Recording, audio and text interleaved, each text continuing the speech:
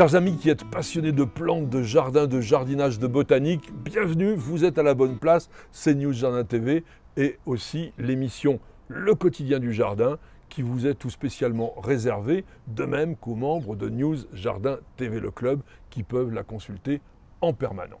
Vous savez que le principe de l'émission, c'est que je réponde chaque jour à l'une de vos innombrables questions que vous nous posez soit sur le site www.newsjardintv.com, soit sur la page d'accueil de la chaîne YouTube de News Jardin TV, soit si vous avez besoin de nous envoyer des photos, par exemple pour identifier une plante, pour des maladies, voire aussi pour des choses que vous auriez expérimentées, eh bien il faut nous l'envoyer par mail sur contact@newsjardintv.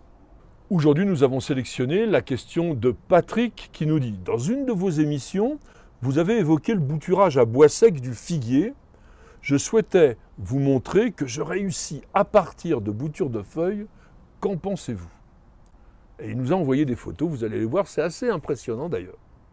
D'abord, félicitations Patrick, c'est déjà une réussite. Il fallait avoir l'idée parce que ce n'est pas commun, personne ne bouture le figuier comme cela. En revanche, vous ne nous avez pas détaillé votre méthode. Donc je vais essayer pour tout le monde de vous donner quelques indications qui devraient vous permettre de tenter vous aussi l'expérience et d'obtenir peut-être des résultats similaires. La base de la réussite de ce type de bouture, mais de toutes les boutures en général, c'est le choix du substrat, qui doit être léger, poreux et même de préférence stérile. Donc jamais mettre de compost par exemple, ou de fumier encore pire, dans un substrat de bouturage, qui doit retenir aussi correctement l'eau. D'où mon conseil, plutôt de mélanger à parts égales de la tourbe avec du sable par exemple, ou de la tourbe avec de la vermiculite, ou de la tourbe avec de la perlite. On arrive à obtenir de très bons résultats, même en perlite uniquement. Voire même aussi peut-être avec de la pouzzolane assez fine. Ma petite jardinière Nicole, qui actuellement est derrière la caméra, a réussi des boutures assez étonnante uniquement dans la pouzzolane. Bien entendu, vous utilisez un pot muni d'un trou d'évacuation de l'eau d'arrosage en excès, c'est ce qu'on appelle le drainage, et vous augmentez cette possibilité de drainage par un lit de gravier ou de pouzzolane un peu plus grosse au fond de votre contenant. Une chose importante aussi pour des boutures comme celle dont on parle aujourd'hui, à savoir des boutures de feuilles, de bien désinfecter son outil, soit en le nettoyant avec un coton imbibé d'alcool, soit en passant sa lame sous une flamme. Comment prélève-t-on la bouture? Il est important de choisir une jeune feuille. Sur toutes les boutures, de toute façon, on prend plutôt des jeunes pousses, avec son pétiole et une partie de la tige sur laquelle est née cette feuille. C'est ce qu'on appelle une bouture à talons. Et ça, c'est important, vous allez voir pourquoi. Vous coupez de préférence la base en biseau. Pourquoi? Pour augmenter la surface de contact, ce qui entraîne un risque éventuel, si votre substrat n'est pas bon, pour la pourriture, mais qui va aussi augmenter les chances d'avoir des racines qui vont apparaître à cet endroit-là. Et puis, vous découpez le limbe sur environ 5 cm de long, tout autour du pétiole, de manière à réduire la surface foliaire pour que l'évapotranspiration naturelle de la plante ne risque pas de vous faire faner votre bouture. Ensuite, vous allez planter votre bouture dans le pot en enterrant le pétiole d'environ la moitié de sa longueur. La profondeur de plantation est juste importante pour maintenir en place votre bouture.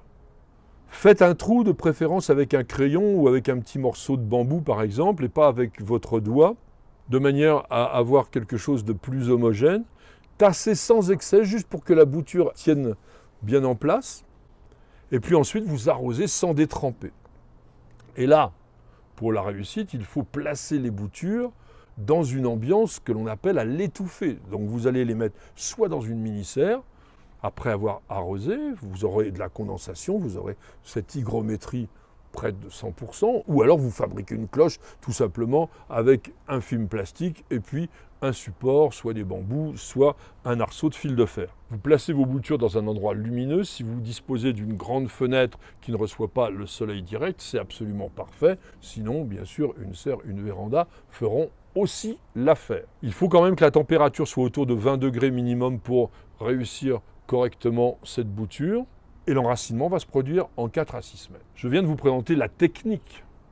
Reste maintenant à réfléchir sur le devenir de cette bouture.